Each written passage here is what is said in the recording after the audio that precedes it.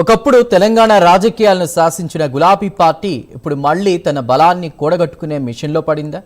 అధికారాన్ని కోల్పోయిన తర్వాత వరుస షాక్లు, కీలక నేతల పార్టీ మార్పులు, కేడర్లో నెమ్మదించిన జోష్. ఈ పరిస్థితుల్లో ఇప్పుడు బీఆర్ఎస్లో పెద్ద మార్పులకు రంగం సిద్ధమవుతోందా?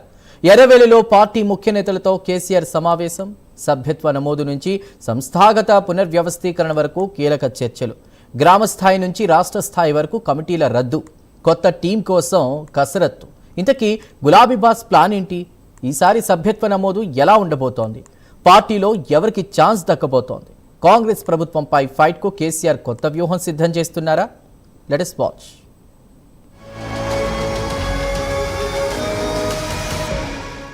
తెలంగాణ రాజకీయాల్లో ఒకప్పుడు తిరుగులేని శక్తిగా నిలిచిన గులాబీ పార్టీ ఇప్పుడు మళ్లీ తన బలాన్ని కూడగొట్టుకునేందుకు ప్రయత్నిస్తోంది. అధికారాన్ని కోల్పోయిన తర్వాత వరుస ఎదురుదెబ్బలు, కీలక నేతల పార్టీ మార్పులు, క్యాడర్లో ఏర్పడిన నిరుత్సాహం ఇవన్నీ కలిసి బీఆర్ఎస్ను సంస్థాగతంగా బలహీనపరిచాయనే చర్చ చాలా కాలంగా జరుగుతోంది. ఈ పరిస్థితుల్లో పార్టీ అధినేత కేసీఆర్ మళ్లీ పూర్తి స్థాయిలో పార్టీపై ఫోకస్ పెట్టినట్టుగా కనిపిస్తోంది. ఎర్రవల్లిలోని తన ఫామ్ హౌస్లో కీలక నేతలతో సమావేశం ఏర్పాటు చేయడం, సభ్యత్వ నమోదు నుండి సంస్థాగత పునర్వ్యవస్థీకరణ వరకు కూడా చర్చలు జరపడం ఇప్పుడు గులాబీ శ్రేణుల్లో ఆసక్తి రేపుతోంది.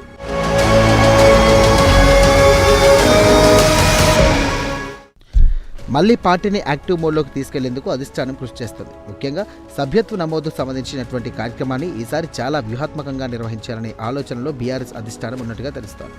అధికారంలో ఉన్న సమయంలో బీఆర్ఎస్ సభ్యత్వ నమోదు కార్యక్రమాన్ని భారీ స్థాయిలో చేపట్టింది. అప్పట్లో దాదాపు 60 లక్షల మంది సభ్యులు ఉన్నారని పార్టీ తరచూ ప్రకటించేది. 60 లక్షల సైన్యం అంటూ గులాబీ నేతలు చెప్పుకునేవారు. కానీ ఇప్పుడు పరిస్థితి పూర్తిగా మారిపోయింది. ప్రతిపక్షంలోకి వచ్చిన తర్వాత పార్టీ క్యాడర్ ఎంతమేర యాక్టివ్గా ఉందన్న ప్రశ్నలు కూడా వస్తున్నాయి. దీంతో ఈసారి కేవలం సంఖ్యల కోసం కాకుండా నిజంగా పార్టీ కోసం పనిచేసే కేడర్ను గుర్తించాలని దిశగా ఇక కేసీఆర్ ఆలోచిస్తున్నట్టుగా సమాచారం.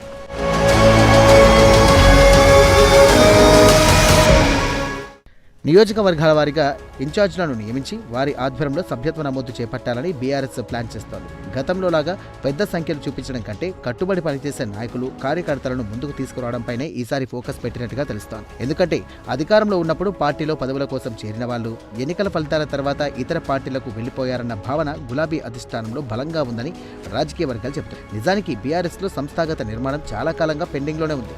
2017 తర్వాత గ్రామ స్థాయి నుండి రాష్ట్ర స్థాయి వరకు పూర్తి స్థాయి కమిటీలు ఏర్పాటు కాలేదు. జిల్లా అధ్యక్షులను నియమించిన జిల్లాల కమిటీలు మాత్రం పూర్తి కాలేదు. మండలాలు, గ్రామాలు, అనుబంధ సంఘాల్లో కూడా చాలా చోట్ల తాత్కాలిక ఇన్ఛార్జీలతోనే వ్యవహారం నడిచింది.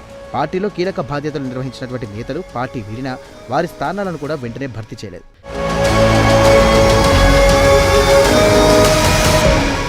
సెక్రటరీ జనరల్గా ఉన్న కేశవరావు పార్టీ మారిన తర్వాత కూడా ఆ పోస్టు ఖాళీగానే ఉండిపోయింది.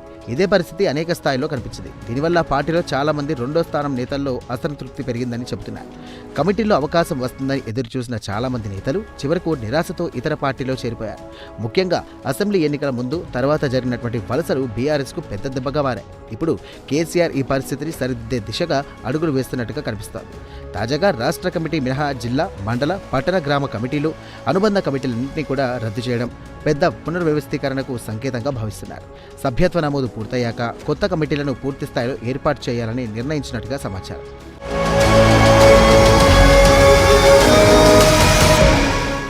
అయితే ఈసారి కమిటీల్లో చోటు దొక్కాలంటే కేవలం సీనియారిటీ సరిపోదని, పార్టీ కోసం ఫీల్డ్లో పనిచేసే వారికి మాత్రమే ప్రాధాన్యత ఇవ్వాలంటూ కేసీఆర్ భావిస్తున్నారట. ముఖ్యంగా కాంగ్రెస్ ప్రభుత్వంపై దూకుడుగా పోరాడగల నేతలను ముందుకు తీసుకురావాలనే వ్యూహం కనిపిస్తోంది. విద్యార్థి, యువజన, మహిళ, కార్మిక విభాగాల్లో యాక్టివ్గా పనిచేసే నాయకులకు ప్రాధాన్యత ఇవ్వాలంటూ కూడా పార్టీ ఆలోచిస్తున్నట్టుగా తెలుస్తోంది. ఇంకా ఒక కీలక అంశం కూడా ఇప్పుడు బీఆర్ఎస్లో చర్చనీయాంశమైంది. పార్టీ కమిటీలు పూర్తయిన తర్వాత కేడర్కు ప్రత్యేక శిక్షణా తరగతులు నిర్వహించాలంటూ ప్లాన్ చేస్తున్నారట. మండల స్థాయి నుండి రాష్ట్ర స్థాయి వరకు ఎంపిక చేసిన కార్యకర్తలకు రాజకీయ శిక్షణ, మీడియా హ్యాండ్లింగ్, అలాగే సోషల్ మీడియా వ్యూహాలు, ప్రజా సమస్యలపై ఎలా పోరాడాలి వంటి అంశాలపై ట్రైనింగ్ ఇవ్వాలని భావిస్తున్నట్టుగా తెలుస్తోంది. కాంగ్రెస్ ప్రభుత్వంపై ఏ అంశాల్లో ప్రజల్లోకి వెళ్ళాలి, ఎలాంటి ఉద్యమాలు చేయాలి అన్న దానిపై కూడా కేసీఆర్ స్వయంగా దిశానిర్దేశం చేయనున్నట్టుగా పార్టీ వర్గాలు చెబుతున్నాయి.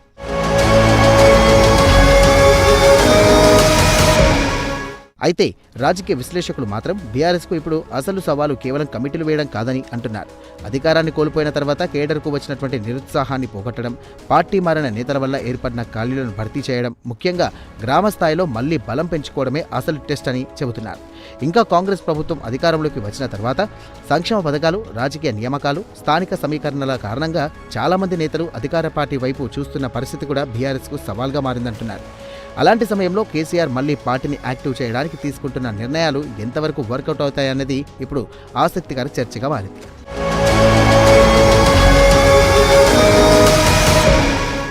మొత్తానికి చూస్తే బీఆర్ఎస్లో ఇప్పుడు ఒక కొత్త రీసెట్ ప్రక్రియ మొదలైన సంకేతాలు కనిపిస్తున్నాయి.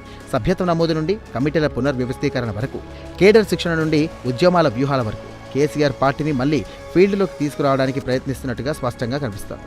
అయితే ఈ వ్యూహాలు కేవలం సమావేశాలకు పరిమితం అవుతాయా, లేక నిజంగా గులాబీ పార్టీలో కొత్త ఉత్సాహాన్ని తీసుకువస్తాయా అన్నది రాబోయే రోజుల్లో తేలనుంది.